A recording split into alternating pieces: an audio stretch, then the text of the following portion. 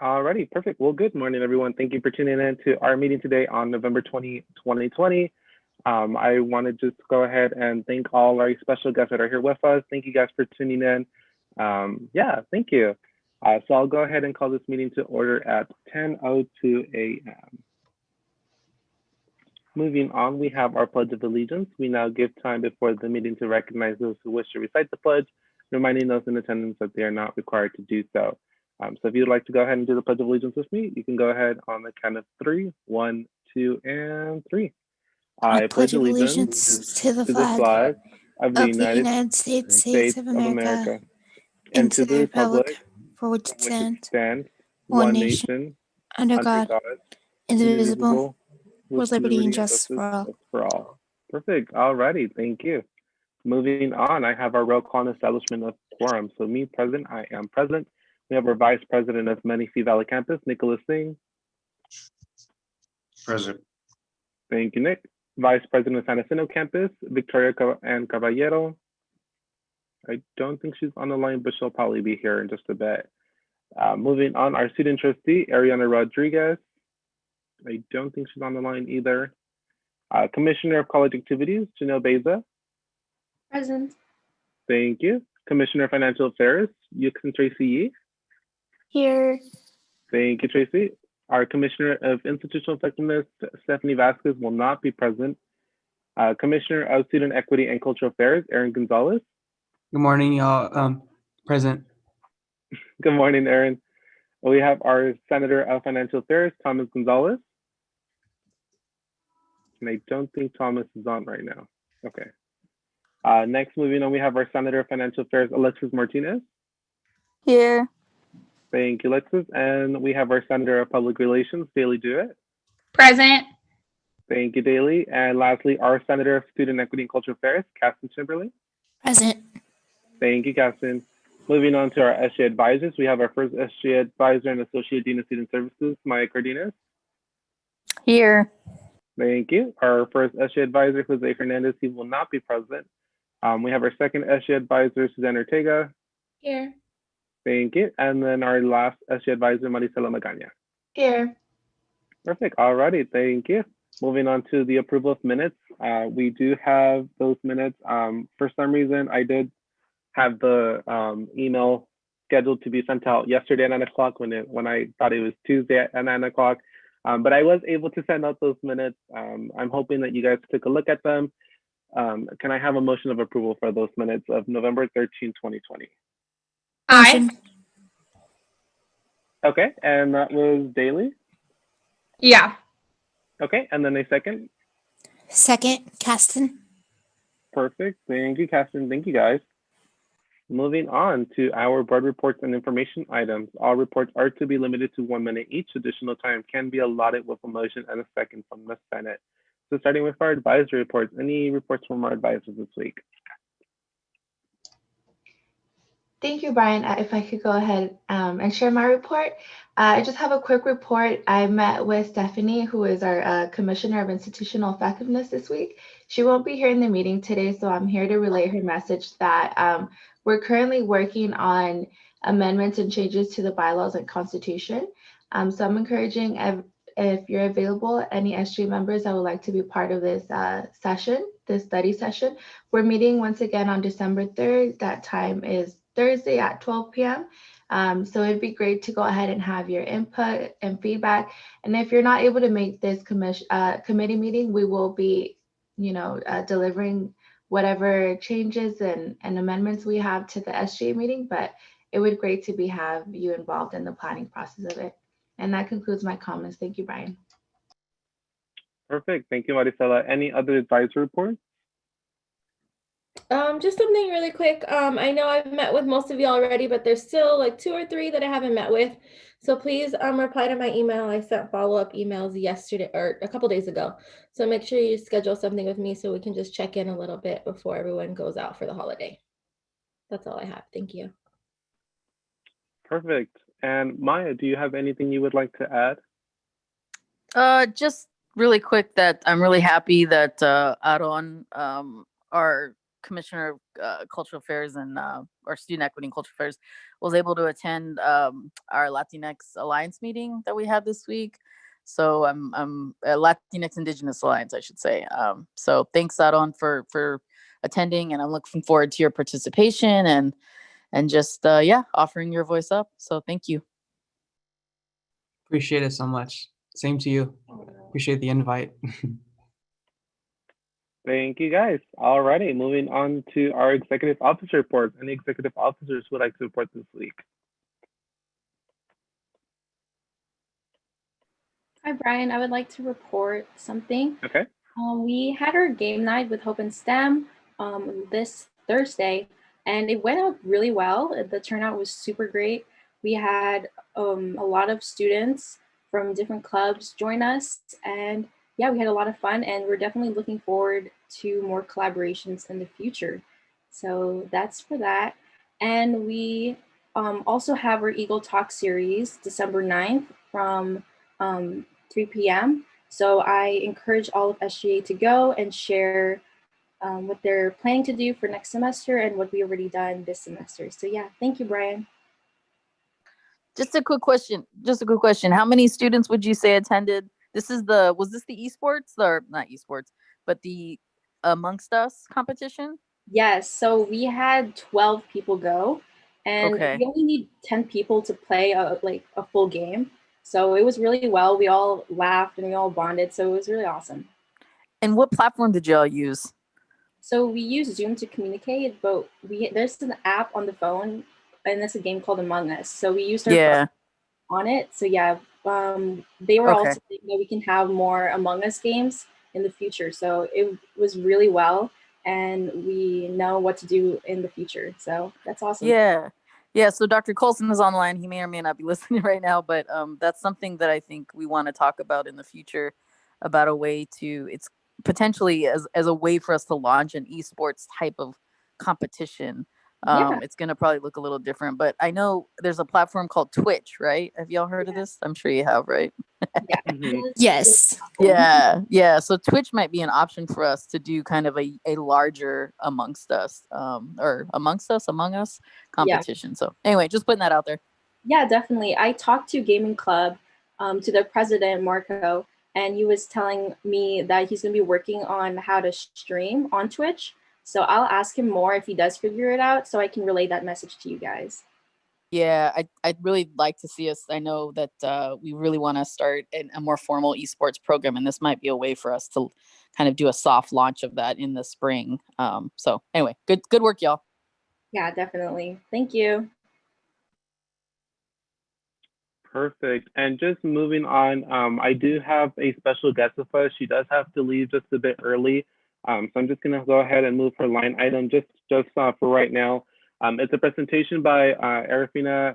I apologize if I pronounce your last name wrong, Buyan, advisor of Active Minds on the Art of Impact Movies for Mental Health. So I'm going to just go ahead and let her speak, and then we'll go ahead and go back. But I just want to go ahead and get her before she leaves. So take it away. Thank you so much, Brian. I appreciate you moving me up. You can probably hear my daughter's virtual TK class in the background, so I apologize for that. Hi, everyone. Good morning. I am Arafina Buyan. I'm the advisor of Active Minds at the Menifee Valley campus, and we have been offered an exciting opportunity to open up a discussion about mental health and healing. A nonprofit organization by the name of Art with Impact has recently contacted me and was wondering if we were interested in hosting a 2-hour virtual workshop. The workshop is brought to various campuses, and they've had a lot of success as far as student feedback. So what it is an interactive conversation about mental illness, mental wellness, stigma, and the media's role and our perceptions. There's also going to be a viewing and discussion of 3 award-winning short films about mental health in small and large groups. There also will be There will also be therapeutic activities that encourage participants to unplug. Let me move. Hold on. I apologize, everyone. It's okay, That's no the worries. best sound. I'm trying to That's talk the best over a bunch sound. of kindergartners. All right. There's going to be therapeutic activities that encourage participants to unplug and consciously connect their minds with their minds and bodies. And there's also going to be a moderated panel discussion and Q&A with on and off campus resources and students with lived experience. So we were hoping to be able to bring this event to campus in the spring. I think with the stress and anxiety a lot of our students and faculty are experiencing, this will be a great opportunity to have a healthy, moderated discussion with professionals and really allow us to just express our vulnerabilities, what we're experiencing, and get the resources we need. The cost was something of an issue. The cost that they told us was $3,000. And I thought that that was unreasonable for a 2-hour workshop, especially with our minimal budget. We were able to bring the cost down to $1,500, and Jose is working to bring that cost down even further. The reason why he asked me to come and speak to you today is to see if SGA would be willing to partner with Active Minds to host this event. I will go ahead and link the flyer for this event so you can take a look at it. If you have any questions, feel free to ask. And Maricela is also familiar with the program as well. So if you have any questions for us, go ahead and let me know. And I'll post that flyer in the chat box right now. Perfect, thank you. Does anyone have any questions? I do. Is there going to be help with funding or partnering as in hosting or both?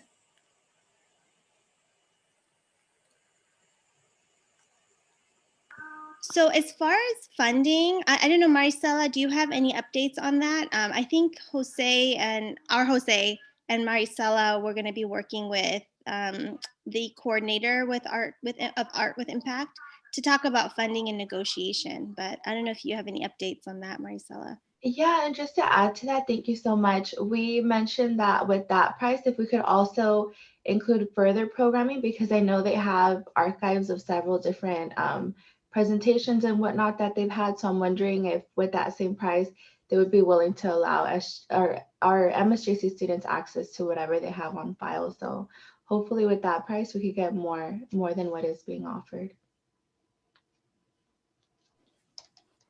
I have some comments, but I want to make sure I want to leave space for students, for y'all, if the SGA has questions or comments. Okay. Well, go ahead, Maya. Okay. Folks are like, it's Friday, y'all. So this actually was a presentation, or rather a resource that was presented or reached out to us somehow in, I think, last semester, Maricela, if I'm not mistaken, during spring or summer. I can't remember, and I don't even remember how we actually got the contact. It might have just been a cold email. A lot of times folks who do this type of work will cold email like a bunch of different administrators at different colleges in the hopes of kind of getting a response back, right? Like a marketing email. I think that might have been how I got it. But you know, was that it? Okay, yeah. It was, yeah. And then after that, I went ahead and participated in one of their events that they held for another college. Yeah, that's right. It was Moreno Valley, wasn't it? I think it was Cerritos College, the one that I participated with. Yeah. That's right. Yes.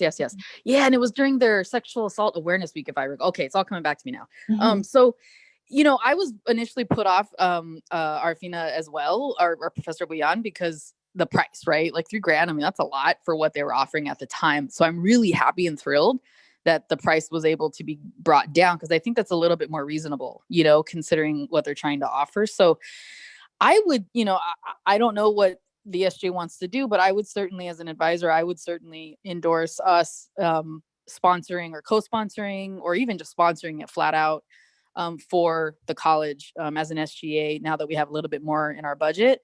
$1,500 I don't think is too much, you know, considering consultants will oftentimes charge about that range. It is a little pricey, but I do think, Maricela, if we can maybe negotiate some other access as you were suggesting, I think it's a really smart move. So, and this is such a needed thing right now, right? I'm even wondering if we might be able to partner with the health center. And so, Dr. Colson, I'm not sure if you have any thoughts on that, but I don't want to put you on the spot.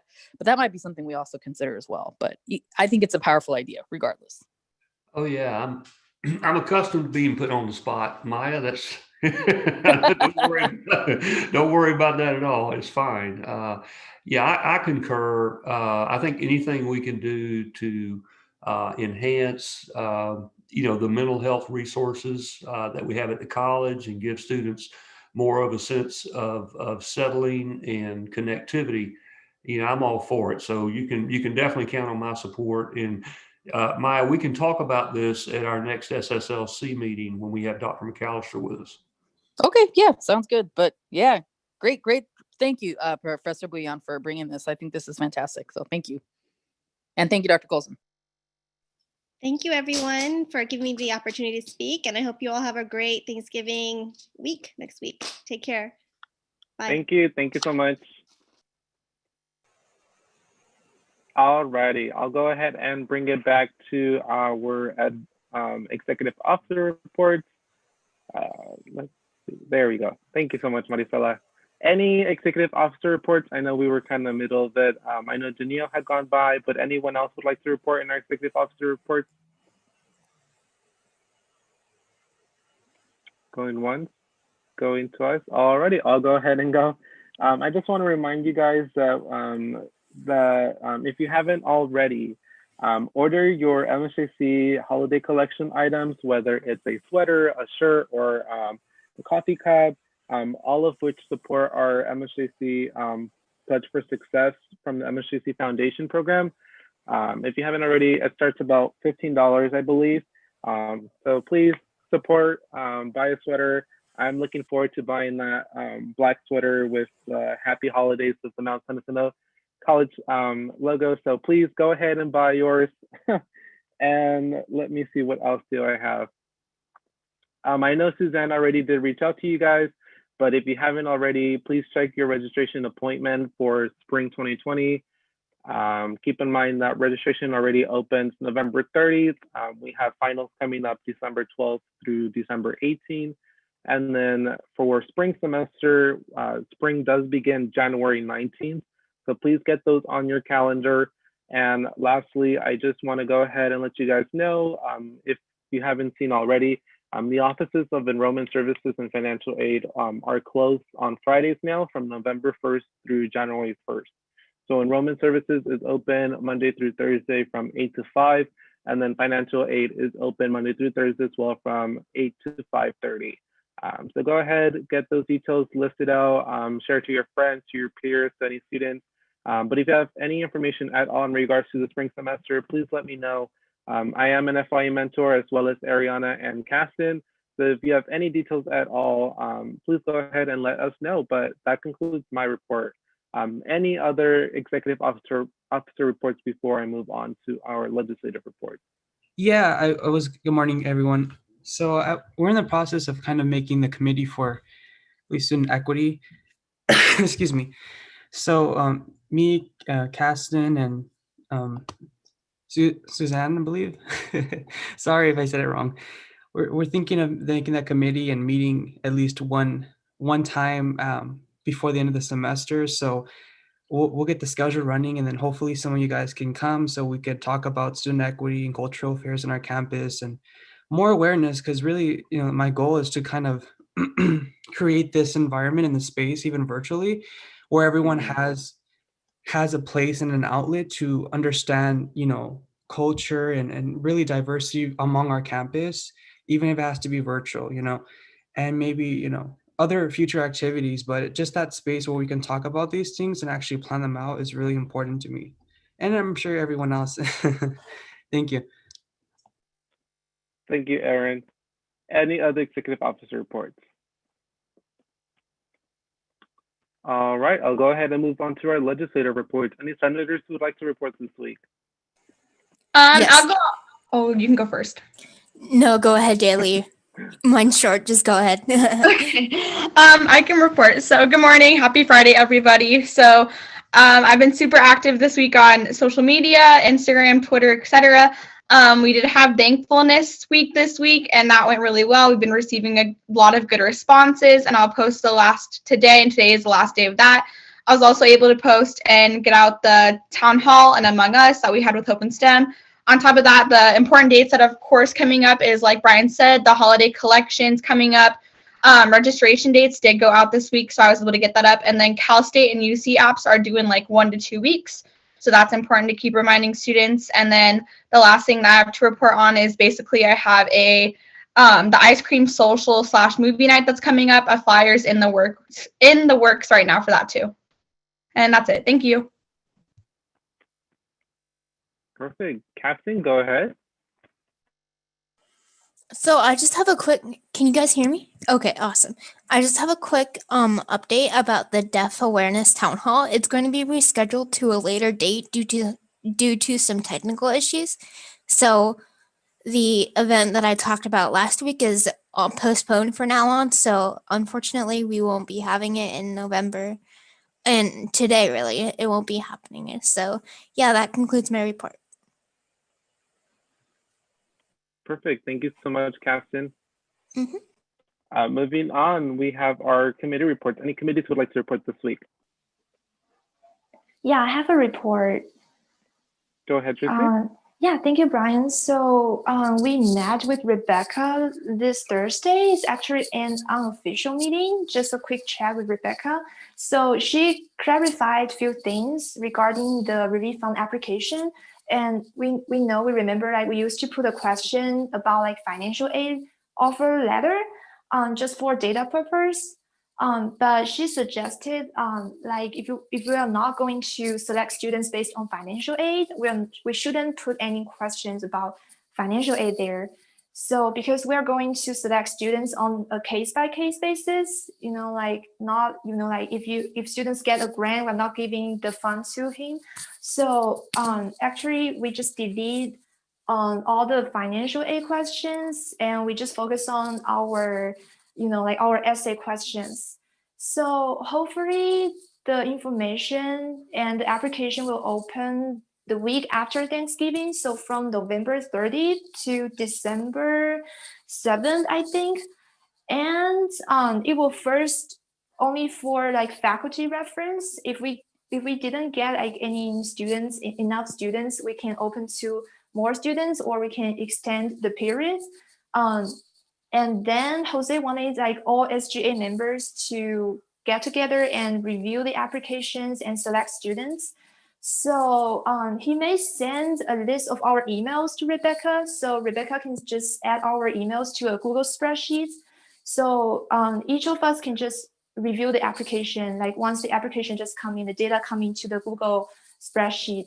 And then we can get together in our last unofficial or official meeting. We just get together and we just review them together and select students. And yeah, that's our plan. If there are any new updates, I will let you know. And that concludes my report. Perfect, Tracy. One quick question. Yes, have you given this information out to Daily in terms of us opening up the application period on November 30th to December 7th yet? Yeah, but it's not very certain, like I have to double check with Rebecca. So that's the plan. I'm not sure, yeah, if it really opened on like, December 30th. So I will check with Rebecca. We'll follow up with her next Monday maybe. And if it's very, I will let Daily know, yeah.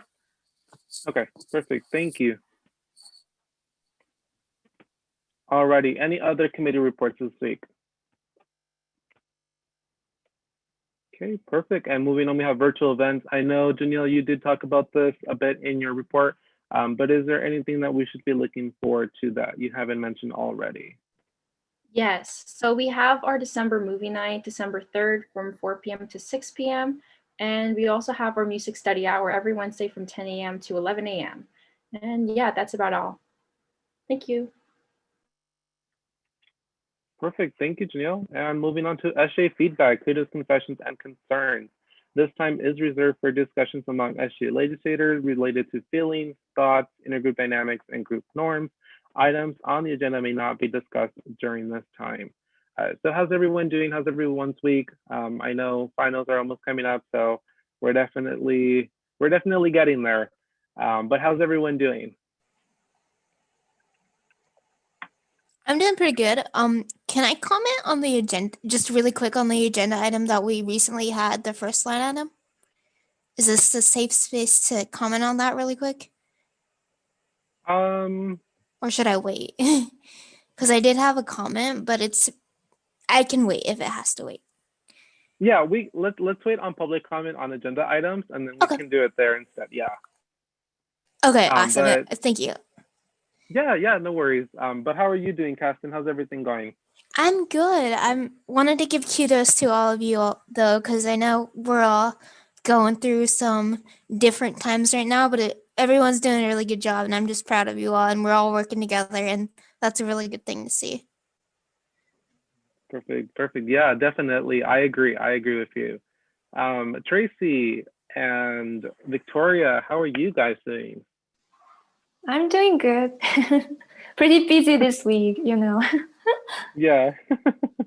Yeah, it's been another hectic week, honestly. I feel like I've been having so many problems with technology lately. Yeah, But, well, I hope everything is going well so far. And sorry, I got a message. Sure, Maya, yeah, go ahead. Caston, I know you wanted to bring that comment up for that first line item. You can go ahead and do so. I just want to say, just a comment really, as a student who is an art major and a student who really is living with bipolar disorder, it's a really good thing to see, that we're getting it out there, because in this pandemic, as someone who's been bipolar my whole life, it's just been honestly kind of sad to see the stigma, because it really sticks out during this time, to be honest, and I think it's a really good thing that we're doing this, and as an institution, I think we need to start breaking the stigma, especially now, because I can just see through my friends who have gone to me for advice and have gone to me for just me as someone who's been experienced with this their whole life. I think that there's such a huge stigma that needs to be broken, and this event's really going to help with that. Yeah, I totally agree. Thank you, Caston, for bringing that up. I really appreciate you sharing your thoughts, especially as someone who undergoes something like that. And I really do applaud you as well during this pandemic to really push through for being an SGA and really giving your all for our students. So thank you so much, Caston. Of course. Brian, can I comment? Yes, go ahead, Maya. Yeah, I just want to really echo what Brian just said, Caston. I think it's really powerful that you're able to share that. It takes a lot of courage to be open about what we struggle with, right? Like what we actually live with, if I think, right? And I mean, as someone who also has had has had to navigate being another term I like to use is called neurodiverse. I don't know if y'all have heard this term. It's just a kind of a different way of framing mental illness, right? It's kind of less of a thing that isn't acceptable, right? Because the reality is we're all born with something that makes our brains function differently. And I think it's the way that we respond to it that really defines who we are as people. And so we know that our students struggle with this. We know that this is something that happens every single day. That folks have to wake up and just live with it, right? And do what they need to do to take care of themselves, whether that's, taking some type of antidepressant or anti-anxiety pill, or whether that's seeing a therapist, or just, understanding how we live and doing what we need to do to take care of ourselves. So I think it's really important, Caston, thank you. And I think that just underscores why we need to continue to support anything that helps mental health, especially during this COVID time. And I would just say that as someone who has, clinical depression, has dealt with this my whole life, and it runs in my family as well. But it's also because of what we've endured as humans. So there's a lot we can say on the subject, but I just really applaud, Cass and you sharing that. So thank you. Yeah, of course. Any other kudos, confessions, concerns? I want to go ahead before any of you guys go. I'll say my kudos. I just want to say kudos to everyone that was present at the town hall that could make it. Thank you for the ones that weren't able to attend our first one, that were able to attend our second one. Thank you guys for really showing up. It really, for me, you guys really do motivate me when I do see you. And I'm just really glad that you guys had the opportunity to be there as well. But thank you guys so much. You guys are a great team, and I really would love to give you guys physical hugs, but for now, virtual hug will do. But thank you guys once again. Any other kudos, confessions, or concerns? Yeah, I just wanted to take, can you guys hear me? Awesome. Just take a moment to kind of celebrate and really,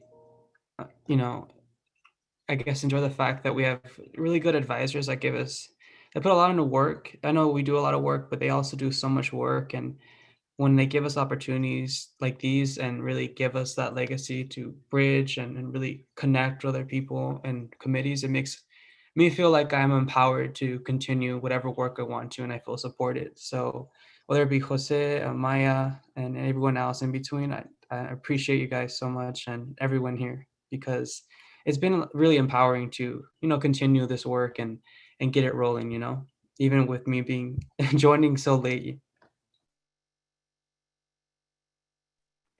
Yes, I agree. Thank you, Aaron, for bringing that up. So yeah, thank you, Maya. Thank you, Suzanne, Maricela, and Jose. You guys are truly one of the best advisors that I've ever had. And I really thank you guys as well for all the hard work that you guys do for our team and just for student life. So thank you guys. Any other kudos, confessions, or concerns that you guys would like to bring up? Going once, going twice. All righty, moving on to our public forum. Advisors, any public comment this week? No public comments. Got it. Perfect. We'll go ahead and move on to our discussion and items. So the following items may be discussed and voted on at this time. 8 minutes per topic with 1 minute per speaker. Members of the public may speak after discussion by the voting body has closed and before a vote by the voting body is taken. So we just had our first line item, which was a presentation by Eric Fania on as the advisor of Active Minds on the Art with Impact Movies for Mental Health. Is there anyone that would like to add anything before I move on, since we did discuss this line item already? No. Alrighty, moving on to our second one. Discussion on commencement ceremony for class of 2021 graduates. So we do have Dr. Colson, as well as Selena and Kristen. So thank you guys for being present. Maricela, is it okay if we stop the sharing for a bit? Because I know, I believe Dr. Colson has something he would like to share with us. Thank you. And you're on mute, Dr. Colson. Thank you so much. Yes, and I just like seeing everyone's beautiful face. And for those that are cloaked on their camera, that's fine too. No worries there. But I wanted to express deep appreciation for the invite to come. And we are going to be talking about our 2021 commencement today. And, we don't want to get ahead of anything, certainly anyone as critical and as important as the students. Just to give a little background before we, enter our listening campaign with you all today. So really what a lot of folks don't know is the planning and the contracts that go into place for any commencement ceremony. So Ms. Paez Mendez does a wonderful job, and she will start about 11 months out. So really, once we finish a commencement, she's already starting with our vendors for contracts for the following year. And as we move forward, we get to kind of a point in time where we really can't look back on certain things. We have to make a commitment. And while we're all going through COVID together, believe me, we know the deep disappointment for not having a face-to-face commencement. We experienced that with the class of 2020. And we're going to do something to engage them, and we're going to try to do it this year. But we are getting to the point here where we've got to make a decision about virtual face to face. And I'm unfortunately, I believe that virtual is going to be the way we need to go as we move forward. But we're going to do something a little different, and that's what I want your help with today. And that is a drive-through. So we'll have really two different ceremonies that will be coupled together. A drive-through, which will allow students to get out of a car and walk across a platform, probably a fist bump or an elbow bump or something, receive their diploma cover, have chance for photos, exit, and then get in the family car, with friends and family in the car, and move on. But I just want to give you a little snippet, and Selena is taking some notes, and we're just gonna be quiet and listen, to how you can help us improve and make it the best that it can possibly be. So thank you, Brian, for having us here. Yes, thank you. I do have one quick question before we get started. I would like to see if you can offer or just inform our team on what we did before, pre-COVID. What did commencement look like? What are the steps leading to commencement?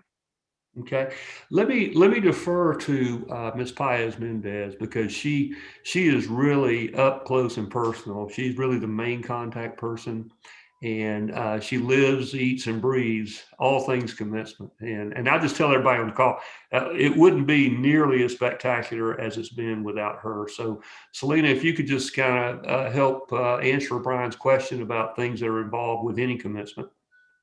Oh, that's very generous. Thank you, John. Certainly, it's a team effort, right? As SGA leaders, you all know that it's not any one person that makes events work. So thank you, John. I appreciate that. So prior, I'll just think on the year we had in 2019, and what that ceremony looked like was probably about 850 to 900 students that we served over two different ceremonies at Pechanga Resort Casino in Temecula. And we offered a 10 a.m. and a 3 p.m. ceremony. Within that ceremony, we had bagpipe players who would process the graduates in. We had the full array. So we had Roger Schultz giving remarks, two student speakers who were selected per ceremony. We have other student participation via the tassel turner, as well as our Pledge of Allegiance leader. And then we would close out with the conferring of the degrees, where our Vice President of Instruction, Jeremy Brown, would confer the degrees, and then students would walk across the stage, which we commonly refer to as the name recitation portion of the ceremony. After that, we would just process students out of Pechanga, and then families just went and gathered and took photos. As far as anything pre-ceremony, we did offer students a virtual rehearsal video. So that just told them what to expect once they got on site, as far as checking in and how to walk and all of that good stuff. And we were also able to offer students pre-COVID the grad fair. So we did have a mini version of our grad fair last year, where we sold regalia to graduates. But in previous years, that would have been obviously bigger. We would have folks out like Phi Theta Kappa, who traditionally sells leis during graduation. Myself and a counterpart were out at the grad fair answering questions. We had folks out offering information about photos, so whether that was on site or with one of our vendors. And then we had two other folks out at the grad fair, one with our foundation office, because certainly we encourage our graduates to stay connected with us, as well as Carrie Tate Meyer, who works in our career center, and she would get students connected with resume support or career seeking services for after graduation. So those are the two things, just the main ceremony as well as the grad fair. Perfect. And I know obviously this year will be completely different, since we can't have 800 students all together. How is that so far? Brainstorming. How many students are we thinking might be graduating at a time, or how many ceremonies are we looking at this year, since we can't do those 800.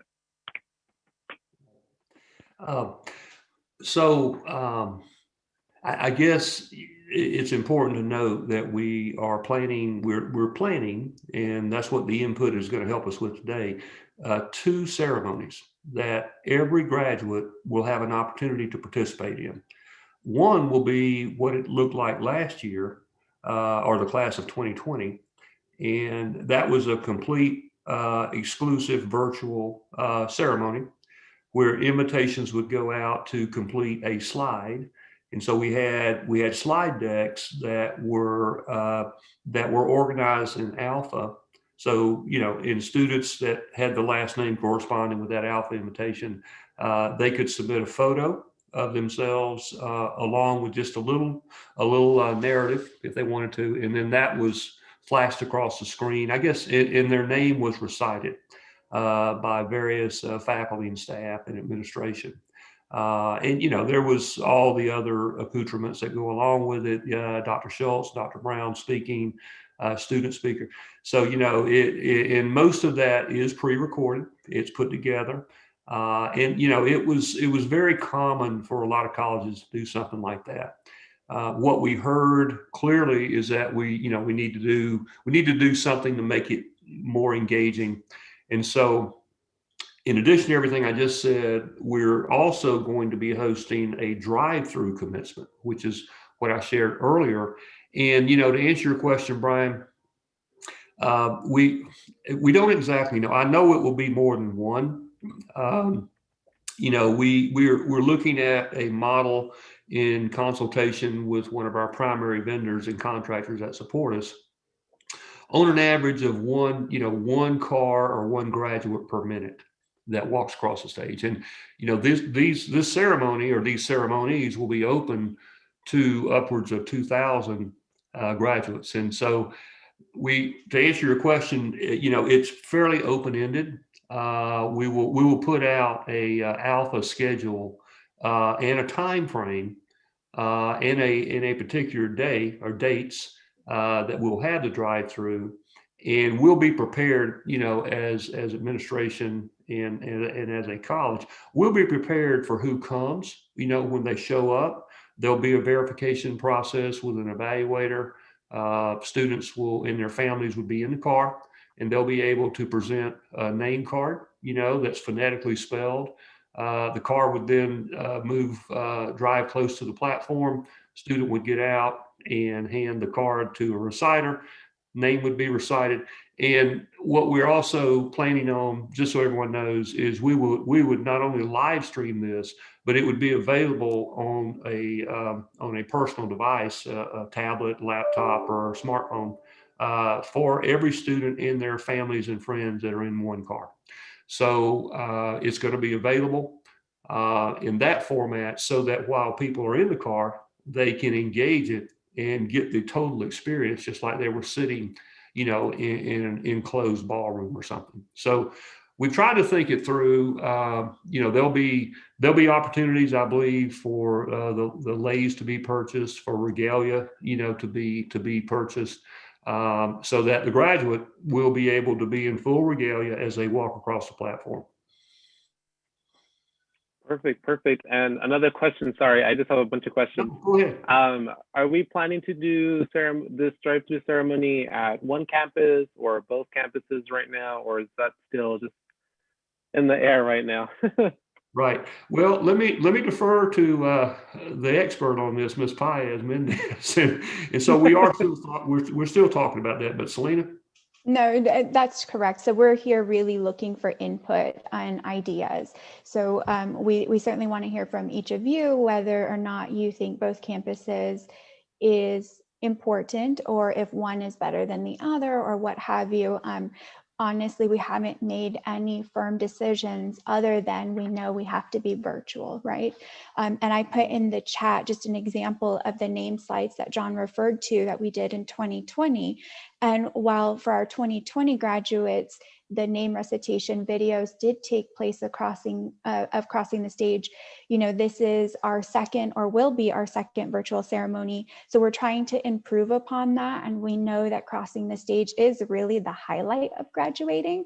And we want to be able to give that experience to the students, which is why we're talking about the drive-through component. And so we'd certainly love to hear your feedback on whether or not that's something that you all are interested in. And then anything else from the experience that we could offer you to make it more meaningful in lieu of, you know, a full ceremony in person, of course. Perfect. I'll go ahead and let everyone else go, and then I'll go ahead and jump in because I have a lot written down. But I'll let everyone else go first. Well, we're definitely looking forward to it. Yes. Perfect. Who would like to go first? Any just comments, questions, anything at all? Please go ahead. This is your time to shine. And if I may too, please don't feel like you have to be limited to ideas strictly about the ceremony. We're always looking for ideas to stay engaged with you all. Last year, we did do 2 challenges. We had a song challenge and a cap decorating challenge. And that was just one of the avenues in which we tried to engage the graduates. So any idea, whether it's ceremony related or engagement, please feel free to just throw it out there. Or questions. Not everyone at first. I had a question. Was the ceremony gonna be like, I know it was mentioned earlier how like for you guys did it at like Pachanga, like you had a 8 a.m. and a 10 a.m. session. Is commencement going to be like kind of an all day thing if we proceed with the drive-through idea, or is it gonna be split into, I believe it was daily when we were talking in the group chat that said like, I don't remember if it was her high school or a high school did it throughout like a span of a week so that everybody had the time to go through with that. So I just wanted to know like, how long is commencement going to be? Is it going to be just one day? Are we going to have like different sessions? Are we going to spread it out? I guess that's my question. It's a great question, and I'll start off, and I'll ask Selena to fill in what I may leave out. So again, as far as participation rate, we don't know how many participants we may have, but we want to be ready. And the other thing to consider is daylight. How much daylight do we have? And so I feel confident saying we will have multiple ceremonies across different days. I don't know how many days we're talking about, and I will say that by Alpha, things will appointment times to show up in the car will probably be assigned. And so we want it to be the best it can be, but I hope that answers the question, Victoria. Very good question. Selena, did you have anything to add to that? When John refers to appointment times, I would just clarify it wouldn't be like doctor's office or counseling appointment. It would just be a block of time. Let's say our A through L graduates would show up from 10 to noon. So we would think over how many students we could accommodate at a drive-through ceremony. And I would say offhand, we're looking at maybe 500 maximum. And so we would be considering anywhere from 2 to 4 ceremonies, which could equate to 1 or 2 days, depending on how much engagement we think we will get. And again, we'll look at those appointment times based on a block so that the students within that group can show up during that time whenever it would be most convenient for them. Awesome. Thank you. I really appreciate it. Question. And in regard to that same topic, Selena, how long are we looking for the ceremony to be? Because is it going to be the same length as it would be, pre-COVID, or would it be? No. So that's going to vary. So pre-COVID, our ceremony typically ran about 90 minutes, right? So anywhere from an hour and a half to 2 hours maximum, depending on the number of students that we would walk across the stage. However, since we're going to be virtual, much of that ceremony will take place in an online ceremony. And then you can think of the drive-through as essentially taking place of the students crossing the stage, right?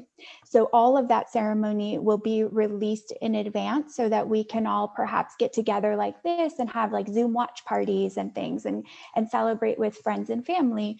And then we'll segue over to the drive-through. So that is going to vary based on certainly where you or your car lands in line. So it could be, if you're the first person in line, you may have no wait, right? But if you're the last car in your group, you could potentially be waiting up to 2 hours. Now, we certainly don't want that, so please don't hold me to that. But we don't know what the volume of participation at each ceremony will be. But I'll just reiterate, it won't be a traditional ceremony that you're driving through. It will just be an opportunity for our graduates to get out of their car, cross the stage in their regalia, and receive their diploma cover and an elbow bump from our board of trustee and our president. Got it. Perfect.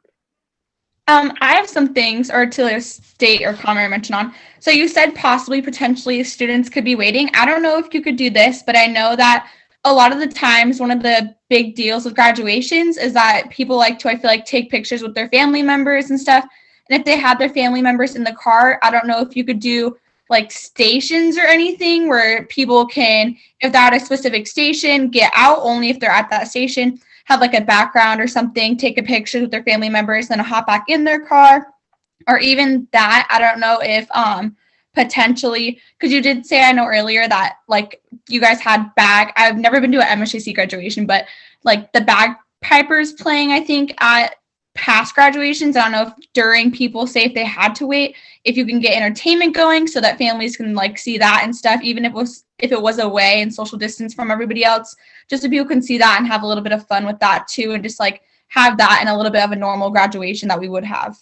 Yeah, Daily, that is great. That's the kind of feedback that we're looking for. And, Selena and I, in consult with our one of our vendors, we actually did talk about, a lot can happen when you're in a line in your car. We can interface multiple times. So one option, and you hit on it, as far as photos, would be to have the cars go to a different part of campus, because some people are going to want to have their photos taken, with their families, and others are just going to want to go through, get their diploma cover and move on about their day. So we could have an option where there's a segue, another place to pull into that offered a background, where students and families could have photos taken. We could even contract with our normal, I don't know how to say it, glamour photo, graduate photo contractor that could maybe set up and do that too. So that's a very good suggestion. I love the idea too about, preloading with some front end information or front end entertainment, if you will, to recognize the ceremonies. Great idea.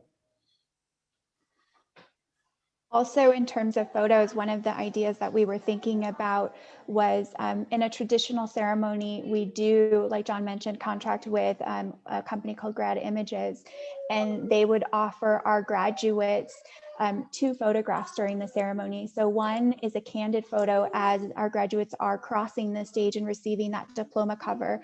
And the second one is a staged photo, which they take as soon as they exit the stage. And so we were throwing around the idea of how could we interplay that into the drive-through.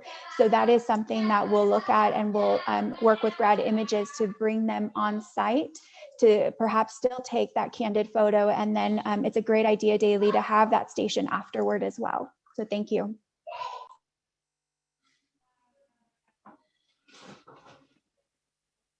Let's see, Caston, Janelle, do you guys have any questions, ideas? Tracy?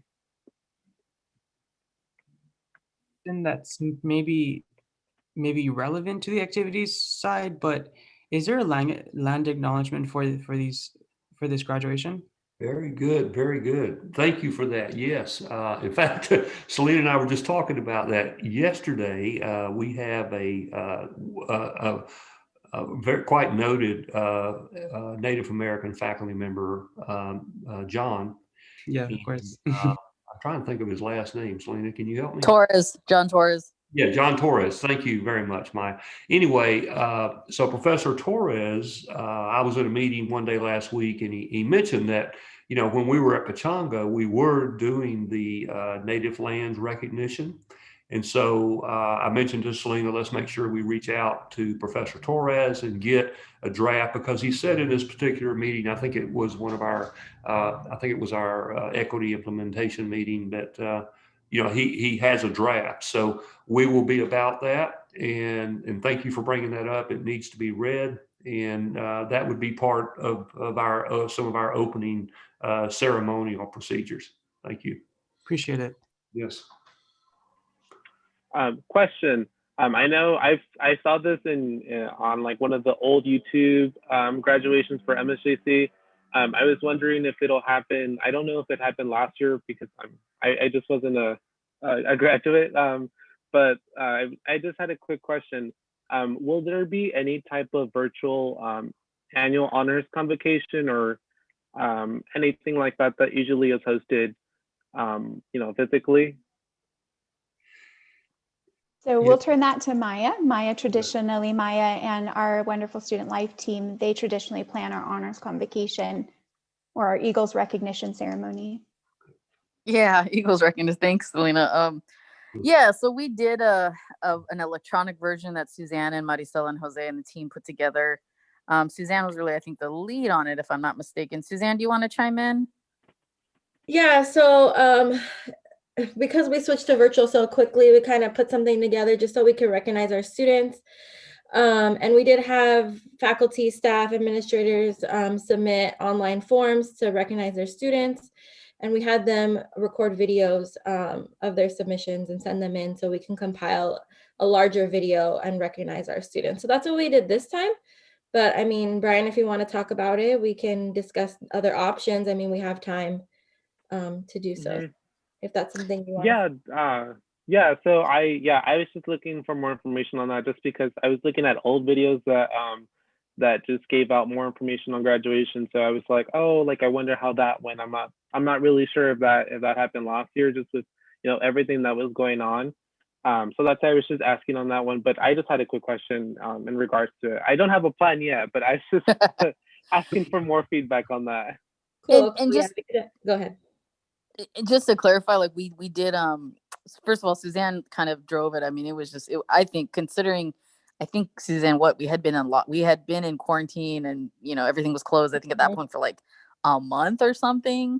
Mm-hmm. I mean, we really kind of scrambled to put something together and make sure that we got it ready for by May, which normally, as Dr. Colson mentioned, I mean, just like Selena, we certainly don't spend a year planning the graduation ceremony, or the Eagle recognition, but we definitely plan a good part of the fall and definitely a significant part of the spring. So the fact that we had to kind of switch gears altogether was intense, but it was something that wasn't live. So that was, I think, the only caveat. It wasn't a live ceremony, right? It wasn't real time. It was just videos that we sent out. It took a lot of work to do it on our end, but in the end, it was just emailed out, I think, to folks, right, Selena? We emailed it out. And yeah, so I sent individual emails out to each student with their time, where their video was in the entire video. So they, like, your video was at 5 minutes and 20 seconds or whatever. Yeah. So you're recognized by this faculty member or this person. Yeah, for sure. So we could potentially do something where it's a real time, so that kind of gives you more of that that closer to feel vibe, which I think actually might be really powerful. So yeah, so I think it's Suzanne, I think it's good that we're talking about this, so we can probably start planning. Yes. I do believe that Suzanne also gave out the 4.0 medallion. So to graduates, right? So that was something that we kept up with the tradition as well. And that's just another piece of regalia that our graduates get to wear during the ceremony, or in last year's case, during their celebration at home with family. Okay, perfect. Everyone now, let's see, Alexis, Nick, any comments, feedback, anything at all?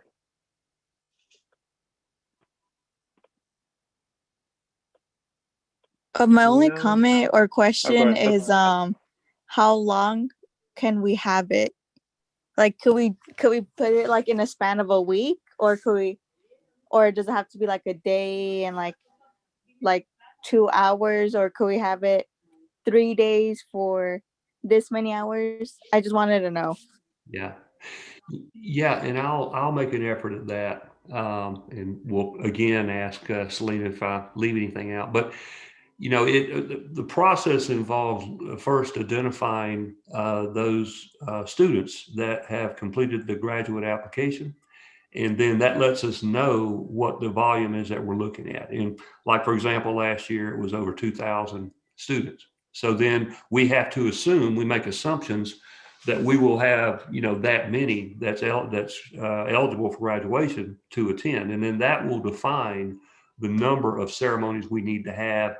And what we try to calculate, Alexis, is 1 minute per graduate. So that sort of informs, if we have 2,000 graduates, and how many minutes are in an hour, that we can segue. Okay, each ceremony is going to be 4 hours, something like that, and then that tells us that we have to do 4 ceremonies or something like that. So I would imagine that we would I see us coupling probably 2 ceremonies a day.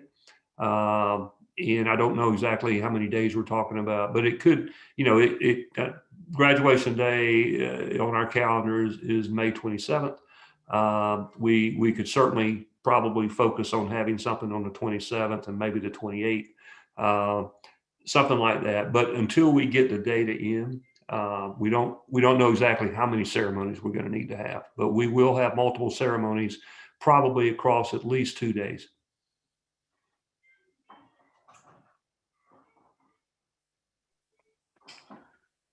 Perfect. I do have. Sorry, Dr. Colson. No. I do have I guess you could say a layout of what I was thinking. I'll go ahead and share that link. Give me 1 second. So I did a layout of what it would look like for both Menifee and both San Jacinto. I was just kind of brainstorming what could be like the most safest yet like best path possible for our students. So I have a layout for Menifee and a layout for San Jacinto campus, and I'll explain what everything means right now. I know it looks like weird. So what I did is just I took a picture of our campus, and I thought about what would be the best, drive-through way that we could accommodate most students, as well as just having it as a graduation in most sense. So I looked about maybe how many cars could fit. If we do like, let's say a social distance space between each car, how does that look like as well?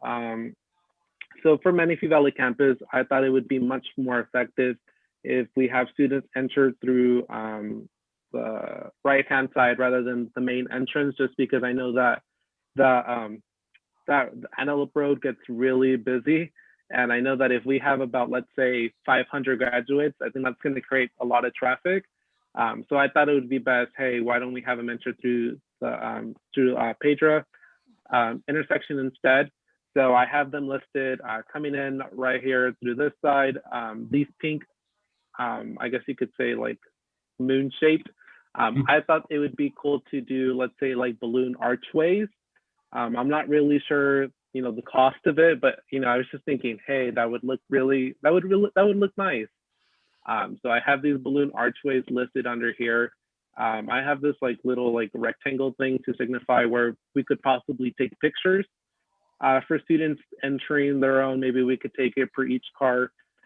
Each graduate gets a picture taken at the beginning of when they're entering.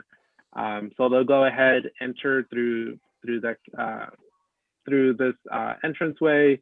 They'll go ahead and make an entrance to where we usually, go inside to park, but instead you'll have these archways still listed, and you'll go ahead and enter through going down just like the same bus route that usually goes through there. And I have this blue rectangle right here to signify the stage area. I know it's not going to be that big, so I thought that would be a great place to put it, just because I didn't want it to block the graduates path. So I have them going down and then going down to the main entrance where you usually see the bus stop. Have them go through there, and then have them park going into the last lane of this parking lot H, I believe is. Having them line up and go through one by one, having them park one by one. I wasn't sure, obviously how the virtual graduation is going to work, but I was just thinking that would be a cool way of like having them feel the sensation that they are living their graduation.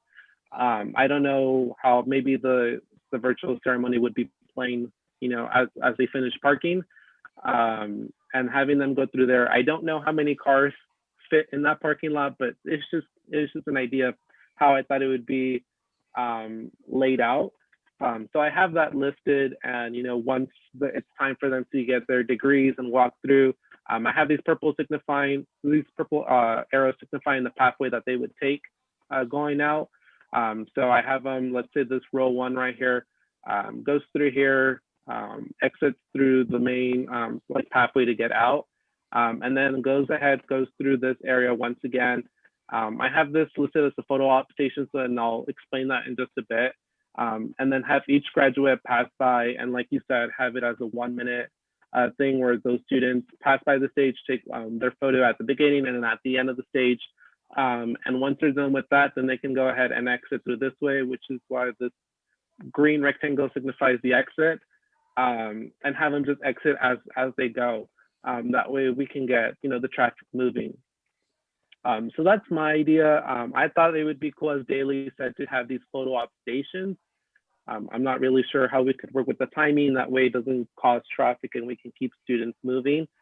So I have this photo op station here, and I had an idea of just having those letters, the class of 2021.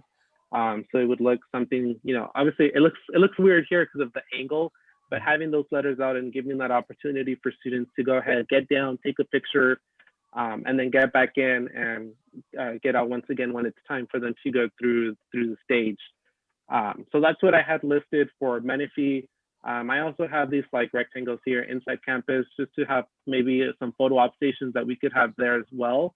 But I'm not sure, obviously, if we'll even be allowed to have students on campus, which is why I didn't really go much into detail on where I wanted where I would like to see those stations at. But I thought it would be pretty cool to at least have a class of 2021 photo op station that students can go ahead and access, whether it's after the ceremony or during the ceremony. So that's what I have for Menifee Valley campus. For San Jacinto campus, it's pretty much the same thing as well. I thought about what would be the best and most convenient way for students to go in, get out, and keep the flow going. So you have them entering the main college entrance. I have these pink shapes again to signify those balloon archways that would showcase our colors, whether it's in red, black, gray, or yellow. So I have them entering our campus, going through where the maintenance area is at, and using this parking lot that's in front of the I believe it's a counseling building right here. I'm not really sure the numbers because I'm not really maybe Victoria can help me out. I'm not really sure what the numbers on that campus because I'm not usually there. But I thought this parking lot would be best to serve as a staging area right here. Have students entered, have them park through this parking lot that we have. And then once again, when it's time for them to go ahead and get their degree, they can go ahead and go through the stage, exit out through here, go through this pathway, have this station right here as a photo op station, and then have them move out as they go, and then have them just keep the flow and traffic moving. Obviously, this is here as the last exit and the last archway, and then have them just starting to get out through there. As the photo op station, I thought it would be a pretty cool place to have it right there, where it's like that archway that we have in the middle of San Jacinto campus, and then have them get out as it is. But I have other photo op stations listed there as well, these two, but I just put them there just to see if we could have other photo op stations. But I know that's going to cause traffic if we have students stop, go, stop and go, stop and go. So that's my plan. That's what I've been thinking of so far. But I don't know. Obviously, it's a lot. It's a big process. I'm also thinking about, for some reason, let's hopefully not. But if there's for some reason a fire or something going on, what's the best exit plan as well to get those graduates out? So yeah, my head is definitely thinking. I'm definitely here to help you guys out. But this is my plan so far. Wow. Amazing. I just stand amazed, Brian. Thank you. That is that's well thought out and wonderfully creative ideas. You know, I can say that neither Selena or myself have thought this much out. And I like all the egress and ingress and the drive-through that you've got presented. And as you can see in the chat, I am respectfully asking if you could send me this PowerPoint in an email. Yes, I like that. I think that we can definitely, I like the multiple balloon arches. You know, we have a dedicated balloon contractor, a vendor, that's all that they do. And we can definitely do that. We can certainly have, you know, like Selena mentioned, our grad image vendor can certainly set up for the type of photography that we talked about, in addition to this platform photography as students walk across the stage. You know, and I think the queuing line, it probably will incorporate something exactly like you've got here. We could see, you know, sort of like a Disneyland line where you have stanchions and cars are, you know, they're going through a line within a parking lot, so we can get as many cars in the lots as possible and not, you know, out on the streets. Hence the time increments that we would divide things by in an alpha manner. So, yeah, very well thought out, Brian, and I cannot commend you enough again for your leadership and you know, everything that you bring to the table. So I look forward to actually talking to you more about these ideas as we get further along. But thank you so much. No, thank you guys. I just want to make sure we can create the best experience for our graduates. I know class of 20 was really upset, and I wish we could have done more, but I think under the circumstances, I think it was the best plan that we could have done so far to make the most safe and most memorable experience. But I definitely think that we can push it to be much better, which is why I'm not really sure on how the expenses go for commencement, but I'm pretty sure hopefully we can at least do something, whether it's balloon arches or I don't know, but I definitely think that the possibilities are endless. And I would really love to just push through as much as possible if we can. I know the budget's also another issue, but I do want to make sure we can at least do something. Yeah, I'll just say, Brian, balloon arches are a great idea. It is something that John and I were talking about as well. And, you know, kudos to the Student Life team for the Welcome Back drive-through that they hosted for the students. That's actually where we were like, oh my gosh, balloon arches, they look amazing. And so we definitely want to do it. And I reached out to the Student Life team last week, actually asking them about their vendor and who they went with, because it was just fantastic. So thank you. It's good to be validated, right? Hey, quick comment, y'all. Brian, I'm wondering too, like, I know at least over here, and I don't know what, I'm sure they had something over there in Riverside County around Halloween time. We had like there's a farm over here in Irvine called Tanaka Farms, and they had a really big pumpkin patch, and it was like this whole vibe.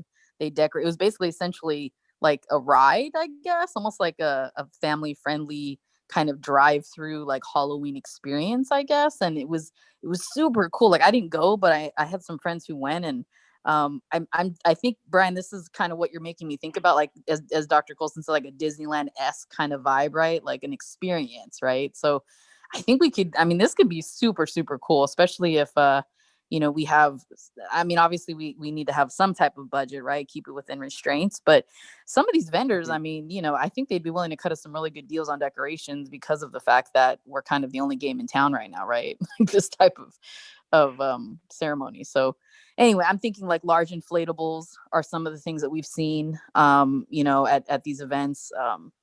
So yeah, anyway. Yeah. Yes, yes, important. I like the idea that Kristen brought up about using different student clubs to sponsor balloon arch. I think that would be great. Yeah. Mhm. And let's not forget too, we're going to try to honor the 2020 class as well. So we could have, I visualize a separate ceremony just for that group of graduates if they want to come back. And so, your ideas, Brian, about the backdrop, and sort of a naming photo backdrop, we could have one for 2020 as well as the ones you mentioned for 2021 in our photo area that would be, in a separate line. So I like that. Good thinking there. Perfect. Yeah, and just some, I guess, ideas that I thought of as well that would be pretty. I guess it would be okay for the graduates to do if they would like to, is having some type of car decoration.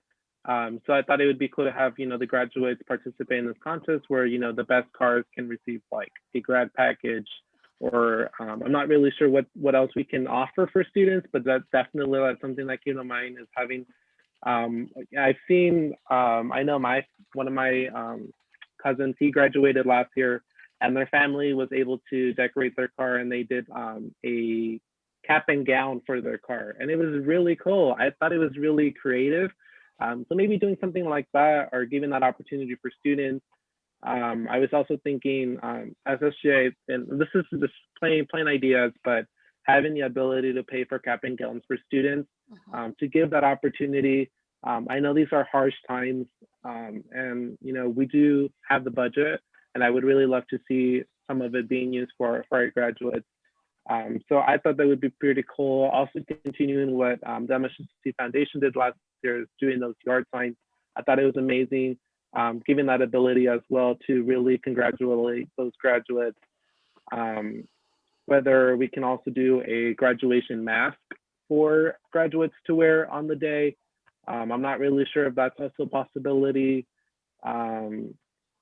Or even doing a coin of achievement and encouragement, especially because they're going through a graduation during a pandemic. But I'm not really sure if students would be interested in a coin, but that's just also an idea that I threw out. And even flowers.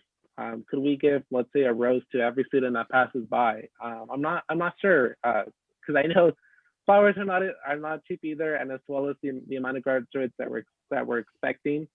But that's what I have so far as well. Wow. Brian, I just completely stand amazed. I just cannot give you enough praise for your well thought out suggestions, and you have helped so much. But I love the idea. I can only harken back to what Ms. Paez Mendez said earlier about what we did last year in cooperation with the foundation, and that is we had awards for the best decorated, mortarboard hat that graduates wore. I love the idea with the cars. We can really have a lot of fun with that. And I'll be talking to Rebecca Orlowski and the foundation to see if we can get that same kind of momentum going, where students can really have fun with this. And, I can see us, having a little judging contest or something, after line or something like that. So very, very well thought out. I will say that, I know Professor Richard Condis and Anjanette Oberg have approached me before about having regalia from previous years being donated, and I know that they usually collect regalia for students that are in need, and we can definitely coordinate that some. And I know too that we do have a lot of students that struggle, and maybe that can be something that a pledge goes forward, as we get closer to commencement, just like, we're seeing that now with SGA and other groups. So well thought out. And I really am looking forward to getting the slide deck. It's going to help a lot. Perfect. I'll definitely send it out. Once we're done, finished here, Dr. Colson, I'll definitely send it to you as well. But anyone else, any questions, comments, ideas? I don't want to take the spotlight. I have a lot, but I still want to just make sure I give everyone an opportunity to say something. So please, if you haven't already, any ideas, anything at all. Brian, not only did you take the spotlight, you took the whole cake with it. Your ideas are just so, like, you really spent time to think about what you could do for the other students, and that dedication is just astounding. and you've been doing incredible work since day one of you being president, and honestly, like, that is just a huge accomplishment, and I love your passion so much. Like, you are really going above and beyond for these students, and I can't even begin to just comprehend how you have the time and the energy and the dedication to go forth with it. So you took the spotlight and everything else with it. I I really appreciate it. Thank you, Victoria. It means a lot, but I think about students, I think about their experience. I really, really do want to create the best experience for our graduates. If, I really wish we could have done more for our class of 2020. And I know that our faculty, I know Miss Dr. Colson, Dr. Schultz, everyone would have loved to have done more. But it just wasn't, it wasn't in our control at that time. And I feel like now we do have the ability to at least do something more. So I really want to push myself and our team to really give something special to our graduates. And, let's definitely come up, let's work together with Dr. Colson, with Selena and Kristen to really make this the most memorable and safe experience as well. So yeah, thank you guys. You guys, you're gonna make me tear up. I can't. But anyone else, any questions, ideas, anything? Hi, yes, I have some ideas. So I graduated last year, class of 2020 in my high school, and we had a similar format as what Brian mentioned.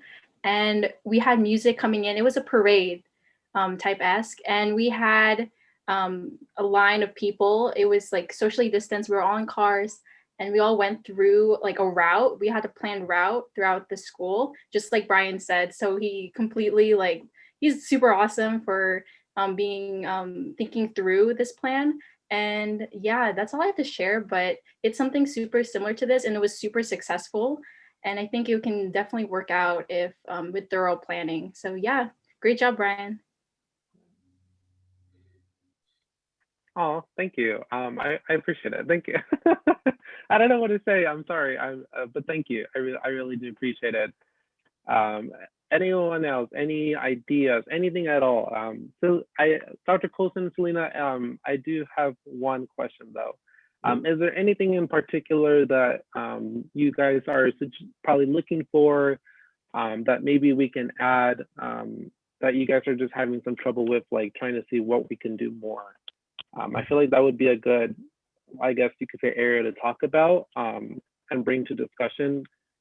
Just because I really want to make sure we have some questions answered and at least get more feedback as well, and maybe specific areas that you might need.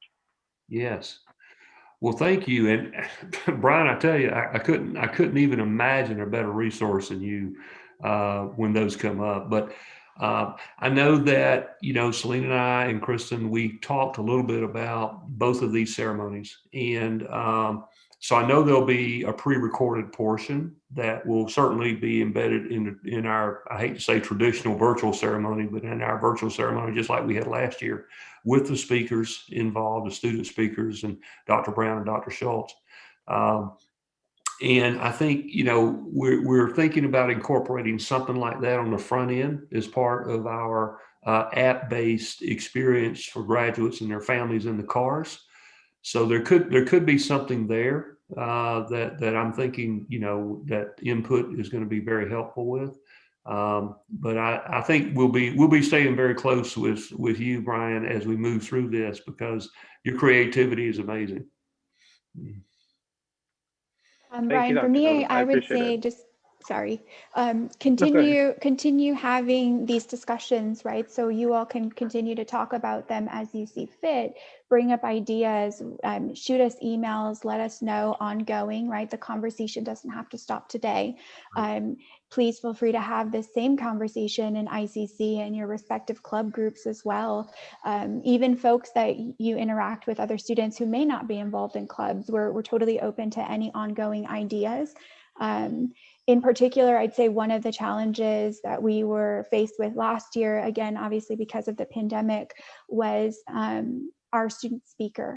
And so we had the lowest participation of auditions that we've experienced in I guess, in my tenure with the district. But so we definitely could use some help with just getting the word out there and letting students know that even though graduation isn't a traditional function, we still want to stay engaged with our graduates, and we still want to make this as meaningful as possible, right? So we still want to have as many of these traditional functions as we possibly can. So encourage folks that are graduating to help us make the most out of it and help us continue to try to give them as much as we can. Got it. Perfect. Is there anything else that anyone else would like to add? I know we still have some agenda items to get through, and I don't want the conversation to end as well. But is there anything else you guys would like to add before we go ahead and move on? We should. I'm sure this is already gonna be keeping this an agenda item, but I think we should keep it an agenda item. I just want to enforce that because I think it's really important.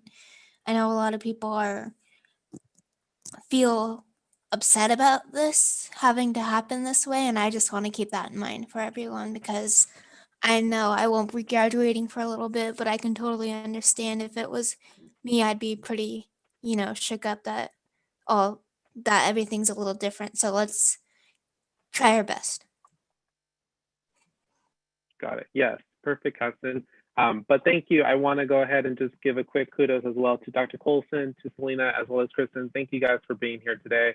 I really do appreciate it, just taking your time out of your schedule to come here and speak with us, and I really do appreciate it. So thank you guys so much. Totally worth it. Thank you. Yes, and thank you so much. This is what is so important in revitalizing, I can tell you, from my perspective, is to actually be with students and having this kind of dialogue. So Brian, let me just put it back at you. Thank you so much for the invitation, and we're always ready to come and listen, and certainly with good feedback. So much appreciated. Perfect. All righty. Well, thank Brian? you. Go ahead, Maya. Yes. I'm sorry.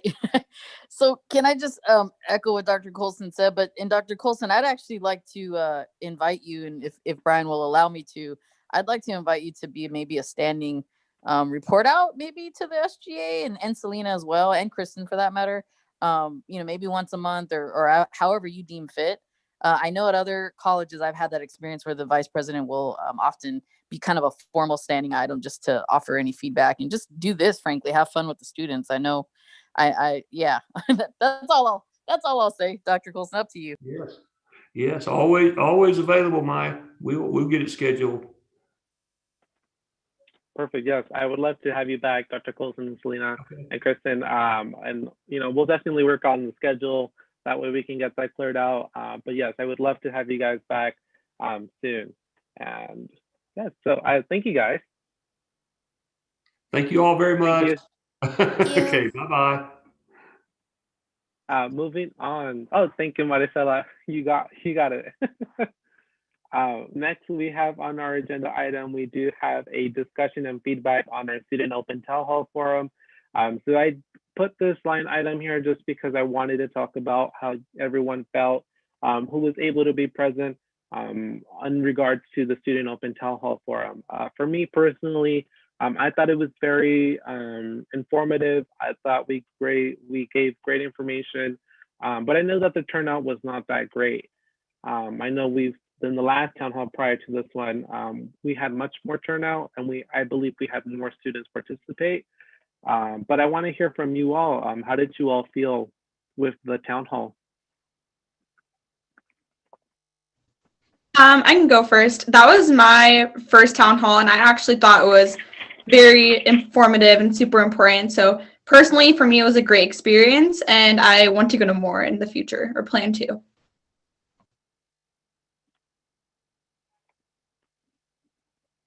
Perfect. Sorry. Go ahead, Aaron.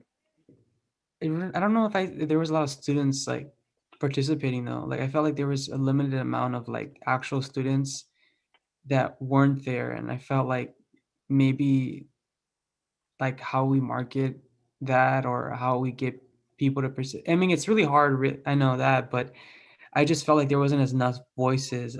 I guess it's really hard to kind of get people or get students to kind of come to these events and speak their mind, and and be also have a voice in whatever goes on, not just us, but also those that we're representing as well. Hmm. Yeah, no, I totally agree with you, and I agree with Victoria as well. She said that she felt like this one lacked student representation compared to the last one, and I would also have to agree. I don't think that as many students really showed up in this town hall prior compared to our last one. So this is great. This is what I want to hear. Our problem or our issue is that we didn't really have that much student participation. What could we do next time coming around? Because I would love for SJ to still collaborate with Dr. Schultz as well as the executive cabinet, but what do you all think we could possibly do? And Maya, I don't know if I cut you off. I did have just a comment just so that we kind of can put things in a context. So for not this one that we just had, for the previous town hall, does anybody know, or Suzanne, I don't know, whoever was on, or maybe Brian, you can answer this. How many do we recall seeing participate in the ones that I wasn't here for, the ones in October and September? I believe we had about 10 to 15 students asking questions and just really reaching out in the chat. Okay. But do we know how many were watching the YouTube? Like how many actual numbers? I'm not sure on the YouTube stream, but I know that on our Zoom, we had about 185 people in our Zoom meeting. And do but we I'm know not sure how it went on Zoom or on YouTube.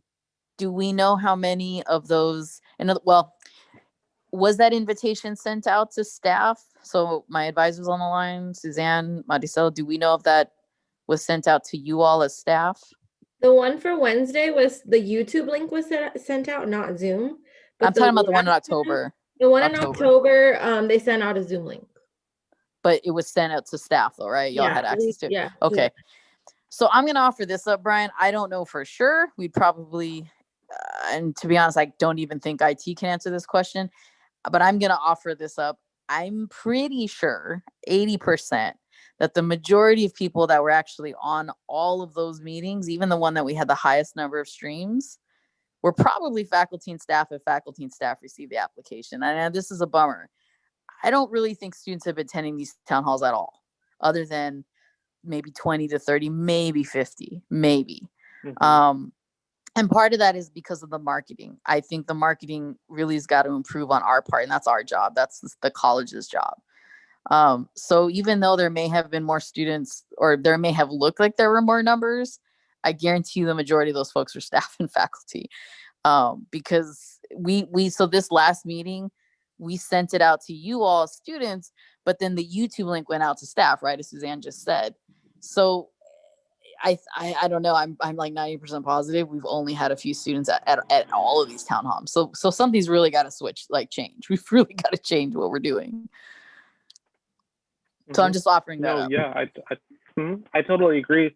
I don't think there has been much student, participation at all, and I would really love to see that number really increase. So I'm hoping that we can create some type of plan in SJ where we can see how we're going to increase that number. So far, I did have a debrief with Dr. Schultz about it, and we did discuss some ideas, but I want to hear from you all. What did you all overall think about the town hall? What are things that maybe we should talk about that we didn't talk about in our next, that we can talk about in our next town hall? I got one. I was going to type this, but okay. So one thing that I see a lot, like a question that I see it come up a lot, or like a theme of sorts almost, is students in STEM who are wondering how they can get their like associate's degree in like in their field properly, because we're still taking the classes, we're still doing what we're doing, and at the end of the day, like that credit will still apply for us to get our degrees to transfer and such. But I think what they mean is, we're supposed to be learning valuable skills in labs and such to carry on forward for the next class. Like each class that you take kind of is a foundation that gets built upon with each class you take. And in this current time, we are struggling to, we can't be in the labs, we can't practice these like safety protocols or lab protocols because we cannot work hands-on. So that's one thing that I really see a lot. And I know that it's hard. I know at the end of the day, we can't really say, okay, like boom, here, let's snap our fingers and everything's fine. We're back in the lab. So I know this is just one thing that is going to be very difficult. And we did touch upon it briefly, I want to say in I say the first town hall meeting, but the one that I first went to, not the previous one that happened this week. So I know we briefly touched on it, but like I said, I've been seeing this come up already like 2 times in a row, and from one of the same, like I can't remember their name, but one same student who always asks, because I feel like we could be a little bit more specific on our answers. Yeah, yeah, totally. I no, that's a great topic. Thank you for letting me know. I'll definitely write this down. That way, I can discuss this with Dr. Schultz and see what we can do on that. But thank you, Victoria. That really does mean a lot to me. Bringing up this topic. Everyone else, what do you guys think?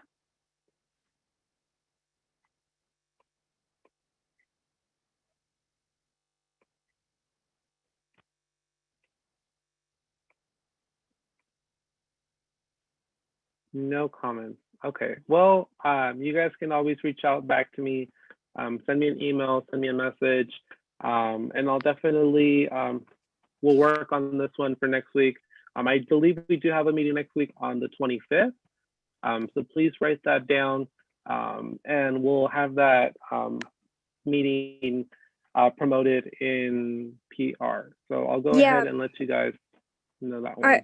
I was gonna say, maybe we can post like a little question box on our social media and like have students ask some questions for the town hall in case they can't make it, or maybe they can't have access, or they're too shy to ask because they can ask these and we can keep them anonymous on social media. So maybe that's something we can do to get some kind of like better participation rates, I guess you could say. But yeah, I feel like how I said earlier, I feel like this town hall forum, we kind of did not have enough student participation. I mean, and there was a lot of good information that came out with, like about reminding students about flu shots and reminding them that we like County of Riverside partnered so we can have the COVID testing at the Menifee campus. So students are missing out on that, and I feel like we can do a little bit more and touch on all bases of our social medias and see if we can get some questions brought in so we can ask them on behalf of our students.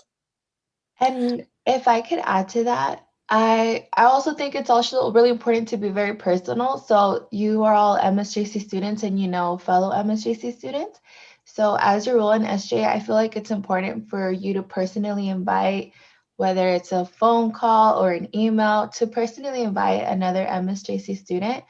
And then if you each held yourself accountable to, I'm inviting one of my MSJC friends, and that also builds attendance, right? And then that helps build participation. And that's a really good way to get people involved. There's nothing like a personal invitation, right? So it could come from Canva or anything and that nature. But I know, for example, when I'm on campus and a different department invites me to one of their events, I'm more likely to go because there's so many events that happen. But when I know they're personally counting on me to participate, then I make an extra effort to participate. So that's also something I like to encourage. And then we do have our Eagle Talks coming up on December 9th. So that's also another place where you can strategize and kind of implement that. And then have, continue building that student engagement, because maybe that's something that's missing and students don't know where to start or where to get involved, or the fact that they even have to get involved in the first place, right? So I think it's a good way to start fostering those relationships. And if I can echo what Marisela just said, I actually would like to go further. So Marisela, great idea about inviting someone. I would actually like to challenge you each to invite 5 people. So I really would like to actually go on the record and do that. I really think this is super important. And I think, frankly, as student leaders, I mean, I love that this is a gathering space and hopefully a brave space for you each to come and be in community. But I'd love to see a little bit more engagement, honestly, with a larger population, right? Because I think a lot of you all are really invested in your experience with each other, which is great and phenomenal. But I really want to challenge you, right? We're at the halfway point. So y'all have had, 3 months or so of this experience. And with the exception of Ryan and Ariana, who are really our kind of anointed leaders, so to speak, in many ways, right? There's a lot of responsibility they take on and a lot of ownership they take on, as they should, as their roles. But I'd like to really challenge you commissioners and you senators and even some folks who haven't really been as active in our meetings these last couple of weeks and months. I want to honor the fact that we all have different communication styles. We all have different methods of conveying how we feel. And we all frankly have different levels of comfort. But that's what student leadership is about. It's about challenging yourself, right? It's about stepping out of your comfort zone and really just engaging in ways that'll get other folks invited. So I would really love each one of you to make a commitment here and now, right now, to invite 5 people that you actually engage with. So I don't mean necessarily inviting strangers, which honestly, I'm down for that too. Do it. But I'd really love for you to invite people you engage with in your classes, right? Folks, buddies, whoever that are MSJC students, and just make that commitment and just do that. And when I say invite, I mean also really encourage them to come. And that might be that we just have to do this differently. Like it might be, Brian, that you push to have this. I know Roger wants to do an afternoon time slot, but I don't know. Like, I love that he said 6 p.m. Maybe 6 p.m. is a better time. I also think telling students up front what they can expect with these town halls, right? Like if I'm a student, why am I going to want to show up to something that I don't even know what y'all are going to talk about? I know as a staff member, if I don't get a preview, I'm like, well, okay, my boss is telling me I got to go, so I'm going to go. But I'd really love to have a preview of what I'm going to have to listen to. So anyway, just some thoughts. And it matters, right? Let's say for the upcoming town hall, they're talking about if students are graduating and if they're talking about commencement, that really matters to them, right? So why is it important for them to come and why is it important for them to voice their opinions? Because something as, significant as that is coming up. So they have, they should be involved. So definitely letting them know why it's worth for them to come. And then you start building that engagement. Yes, great ideas, guys. I really like it. Thank you. And yes, let's definitely do that. I challenge you all. I'll definitely do it myself to really bring in 5 people to participate, and I'll definitely get these town halls, I guess, more structured. That way we have them centered and students know what they're going to look forward to in these town halls. So thank you so much for the feedback. I really do appreciate it, guys. Does anyone want to add anything before I go ahead and move on? I had a question. I know we partnered with County of Riverside to do the COVID testing. Why do we only have it on 2 days? Is there any way that we can, extend that out in case students aren't available on those days? Like, I might be too much of a hassle, but I feel like it's worth at least asking and at least trying to see if we can do that, because I feel like some students aren't able to, maybe because of work, if they have to work, or maybe their classes or something. So can we find out, Brian, if we can have more days for COVID testing? Because I know we're spiking right now, and I feel like it really brings some reassurance for people to get tested still. Yeah, no worries. I'll go ahead and ask. I definitely agree. I think that with the current spike that we're dealing with, and with the holidays coming up, with family gatherings, I do believe that the numbers will definitely go up. And I do think that having it more accessible to other dates would be best. But I'll definitely see what I can do. But I'll definitely voice that for you, Victoria. Awesome. Thank you, Brian. No worries. Anything else in regards to this line item? Alrighty, moving on to our next line item, we have marketing ideas for Spring Rush 2021. I'm not sure if this was for Janelle or if this was from Jose. I think it Janelle. was from Jose. Okay, yeah, I'm gonna go ahead and table this line item then for next week's meeting. I know Jose wasn't able to be present, but I really want him to give some feedback as well as just some information to you all in regards to this line item. So I'll go ahead and table that. Can I go ahead and get a motion, please? I motion, Janelle. Thank you. And then can I get a second, please? A second. Thank you, Alexis. And moving on, we also have our discussion on student activism seminar. I know Maya did want me to table this one for next week's meeting since she had to go. So I'm going to go ahead and ask once again, can I have a motion to table this line item for next week's meeting? Okay, thank you, Erin. And can I have a second? Second. Oh, perfect. All right. I heard Caston, so Caston, I'll jot you down. All righty. Is there any call for agenda items for next week's meeting besides just those two line items that we did table?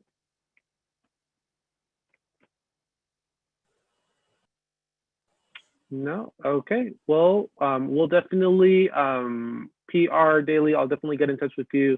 That way we can go ahead and promote next week's meeting. I know it's not listed in our website because it is a last minute meeting, but we'll go ahead and list it and I'll work with you with the time as well. I believe it's going to be at 10 a.m. During our music hour. So I'll definitely share that information to you. But is there any call for agenda items at all? Alrighty, well, you guys can always go ahead and message me and let me know if you have any agenda items. Just let me know that have it sent to me by Monday. That way I can go ahead and send that agenda out due to Brown Act. But yeah, if there's not anything else, I'll go ahead and adjourn this meeting. Wait, Brian, wait, quick question. Yeah. Would it be an agenda item if we have like an update on like I guess some like town hall forum information, like an update on that? Would that be an agenda item? Yeah, I can definitely have that. And I'm not sure if I can have it on next week, just because we only have 4 days from now from our next meeting. But I'll definitely have it for the next one, which would be on December 4th. Okay, cool. So I'll have it on that agenda for sure. Yeah, I appreciate it. Thank you. Yeah, no worries. But I'll go ahead and adjourn this meeting at 11:49.